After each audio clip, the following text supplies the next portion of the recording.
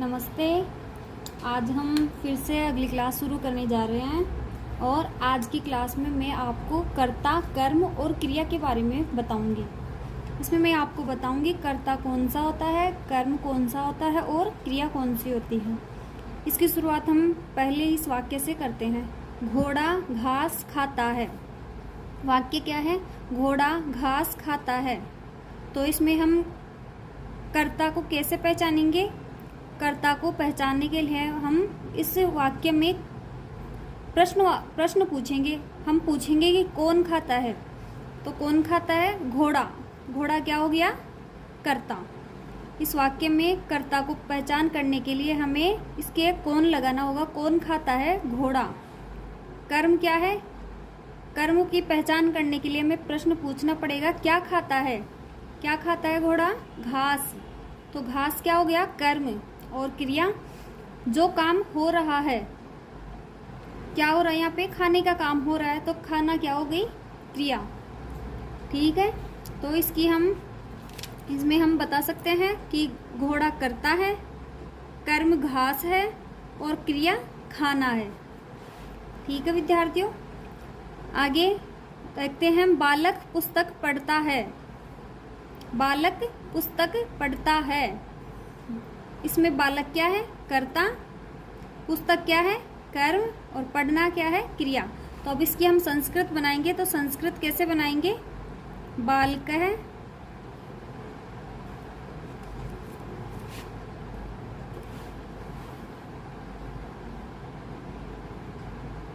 पुस्तकम पठती। ठीक है। इसका वाक्य कैसे बनेगा? बालकम पुस्तकम, बालक है पुस्तकम पठती। तो बालक क्या है? इसमें कर्ता है, पुस्तक कर्म है और पठती क्रिया है। इसके आगे चलेंगे हम।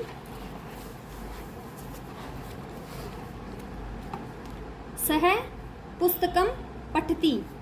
इसमें सह क्या हो गया? कर्ता, पुस्तकम कर्म और पठती क्रिया। इसकी पहचान हम कैसे करेंगे? सह यानी वह पुस्तक पढ़ता है। तो कौन पढ़ता है? सह, वह। सह क्या हो गया? कर्ता। पुस्तक कर्म, कर्म की पहचान क्या पढ़ता है? क्या से होता है ना, क्या प्रश्न पूछने से। तो क्या पढ़ता है? पुस्तक कर्म और जो कार्य हो रहा है ना क्या हो गई? क्रिया। ऐसे ही राम है मेघम पश्यति। राम मेघ को देखता है। राम मेघ को देखता है। इसमें भी हम को लगा सकते हैं। वह पुस्तक को पढ़ता है। अश्व है जलम पीबती। अश्व घोड़ा जल को पीता है। इसमें हम एक बात आपको मैं और बताना चाहती हूँ कि जो कर्म होगा ना, कर्म की जैसे हम पहचान करेंगे ना, तो उसमें उसके ऊपर मैं ये अनुस्वार लगा होता है, जो संस्कृत में मैं बोलता है। आधा मैं जिसके भी ऊपर होगा उसकी पहचान हम कर्म से करेंगे। और आज की क्लास में भी हम स्पेशल कर्म को ही पढ़ेंगे, क्योंकि मैंने आपको कर्ता पहले बता दिया है। स, एष है, ये सब जो है ना वो कर्ता है। अब आज हम कर्म की शुरुआत कर रहे हैं। तो कर्म को पहचानने के लिए हमें क्या लगाना होगा? किसी भी वाक्य में हमें क्या लगाने से हमें कर्म मिलेगा? क्या पढ़ता है, क्या देखता है और क्या पीता है। तो इससे हमें कर्म मिल रहा है। पुस्तक, मेघ और जल, ये तीनों क्या है? कर्म है। ठीक है। और ये इसके ऊपर अनुस्वार भी होता है, जो संस्कृत में आधा मैं बोलता है, हलंत मैं बोलता है। इसको हम कर्म कहेंगे। अभी इस वाक्य में हम इस वाक्य को बनाएंगे। मृग बालक को देखता है। मृग बालक को देखता है। तो इसकी संस्कृत करेंगे हम। कैसे होगी? मृग है बालकम पश्यति। मृग है बालकम पश्यति। ठीक है। मृग बालक को देखता है। एक चीज और बताना चाहूंगी कि जैसे हमने कर्म में मैंने बताया आपको हलंत मैं बोलता है या बिंदी होती है ऊपर, वैसे ही कर्ता की पहचान के लिए यहाँ पे इसके विसर्ग लगा होता है। जो विसर्ग लगी होती है ना वो कर्ता होता है, और जो अनुस्वार या हलंत मय होता है वो कर्म होता है, और जो बाकी जो बच गई वो क्रिया होगी। जैसे हम अब आगे आपको वाक्य बना के बताऊंगी मैं कि कैसे पहचानेंगे और इसमें कौन सा कर्म है, ये सब देखेंगे हम। एषः कः, एषः कः, यह कौन है, एषः कः, यह कौन है, एषः रामः, यह राम है, रामः किम करोति, राम क्या करता है, रामः पश्यति, राम देखता है, रामः किम पश्यति, राम किसको देखता है, रामः चलचित्रम पश्यति, राम चलचित्र देखता है, राम चलचित्रम पश्यति, देखता है। तो इसमें कर्ता क्या हो गया, राम, क्रिया क्या हो गई, पश्यति, और कर्म क्या हो गया, चलचित्र। आगे हम अगला वाक्य बनाते हैं। इसको बनाएंगे हम सा का, सा का, सा यानी क्या हो गया, वह कौन है, वह कौन है। सा किसके लिए आता है, स्त्रीलिंग के लिए, ठीक है। सा किसके लिए आएगा, स्त्रीलिंग, स्त्री के लिए। वह कौन है, आगे लिखेंगे सा गायिका, सा गायिका, वह कौन है, वह गायिका है। गायिका किम करोति, गायिका क्या करती है, गायिका क्या करती है, गायिका गायति,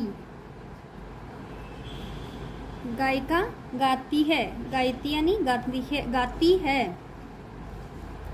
गायिका किम गायती, गायिका क्या गाती है।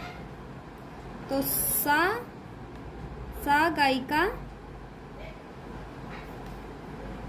गीतम गायति, सा गायिका गीतम गायति।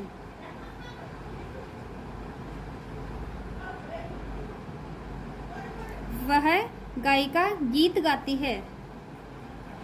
एषा गायिका मधुरम गीतम गायति।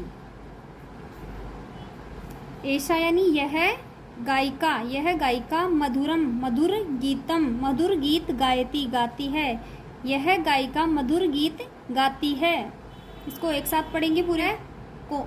सा का, वह कौन है, सा गायिका, वह गायिका है। गायिका किम करोति, गायिका क्या करती है। गायिका गायति, गायिका गाती है। गायिका किम गायति, गायिका क्या गाती है। सा गायिका गीतम गायति, वह गायिका गीत गाती है। ऐसा गायिका मधुरम गीतम गायति, यह गायिका मधुर गीत गाती है या गायिका कर्ता क्या हो गया इसमें, गायिका, और कर्म क्या हो गया, गीत, गीतम, और क्रिया क्या हो गई, गायति, गाना, गायन या गायति एक ही। अब इसके अलावा आप कहोगे सा, ऐसा और मधुरम, ये ऐसे शब्द भी आए हैं, तो इनको इसका क्या करेंगे। तो सा जो शब्द है ना, ये गायिका के लिए आया है, तो ये गायिका का सर्वनाम हो गया। ये इसके लिए आया ना, तो ये इसका सर्वनाम हो गया। ऐसे ही गायिका के साथ ऐसा, तो यह गायिका, मतलब यह गायिका सर्वनाम शब्द हो गया। और गीतम, गीत कैसा है, मधुर, मधुरम, मतलब कि मधुर क्या हो गई, इसकी विशेषण हो गया, गीत का विशेषण हो गया ये मधुरम। आगे अगला वाक्य देखते हैं हम। ते के, कि वे सब, ते यानी क्या होगा, वे सब के कौन है, वे सब कौन है। ते सैनिका, वे सब सैनिक है। सैनिका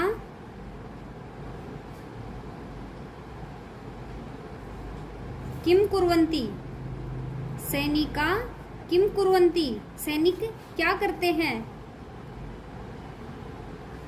सैनिका रक्षन्ति, सैनिक रक्षा करते हैं। सैनिका कम रक्षन्ति, सैनिक किसकी रक्षा करते हैं।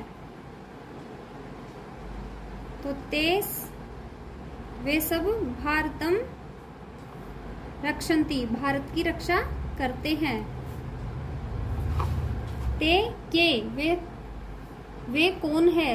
ते सैनिका वे सैनिक है। सैनिका किम कुर्वन्ति, सैनिक क्या करते हैं। सैनिका रक्षन्ति, सैनिक रक्षा करते हैं। सैनिका कम रक्षन्ति, किसकी रक्षा करते हैं। ते भारतम रक्षन्ति, भारत की रक्षा करते हैं। तो इसमें कर्ता क्या हो गया, सैनिक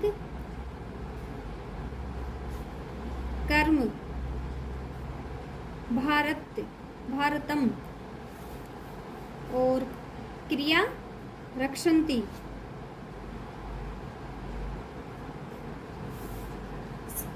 समझ में आया। आगे हम कुछ वाक्य बनाएंगे, संस्कृत बनाएंगे कुछ वाक्यों की। दादाजी गीता पढ़ते हैं। क्या है वाक्य, दादाजी गीता पढ़ते हैं। तो दादाजी को संस्कृत में क्या कहते हैं, पितामह, पितामह, पितामह गीताम पठति, पितामह गीताम पठति, दादाजी गीता पढ़ते हैं। अगला वाक्य शुरू करेंगे हम। छात्र पाठ पढ़ता है, छात्र पाठ पढ़ता है। तो छात्र को हम, छात्र है पाठम पठति, छात्रम पाठम पठति। इसकी संस्कृत क्या हो गई, छात्रम पाठम पठति। आगे वह बादल को देखता है। तो वह के लिए हमने संस्कृत में क्या बताया था, सह। देखता है, इससे पता चलता है मैं पुल्लिंग है। तो सह बादल को संस्कृत में मेघम पश्यति, देखना, पश्यति, सह मेघम पश्यति। आगे वह स्कूल जाती है, जाती है स्त्रीलिंग है। तो क्या आएगा यहाँ पे, वह के लिए सा विद्यालयम गच्छति, सा विद्यालयम गच्छति। आगे राम पाठ नहीं पढ़ता है। राम है पाठम नहीं के लिए न पठती, ठीक है। राम है पाठम न पठती। आगे वह बालक सवाल पूछता है, वह बालक सवाल पूछता है। तो इसके लिए क्या आएगा, वह के लिए सह बालक है, सह बालक है प्रश्नम पूछता के लिए पृच्छति, वह बालक सवाल पूछता है। सह बालक प्रश्नम पृच्छति। आप कहोगे कि मैंने ये जो मैं लगाया है ये कहाँ से लगाया, जो तो ये वही मैं है जो यहाँ पे अनुस्वार के रूप में हमने ऊपर लगाया था ना, उसी मैं को हम ऐसे भी लगा सकते हैं। अगर किसी वाक्य के अंत में हमें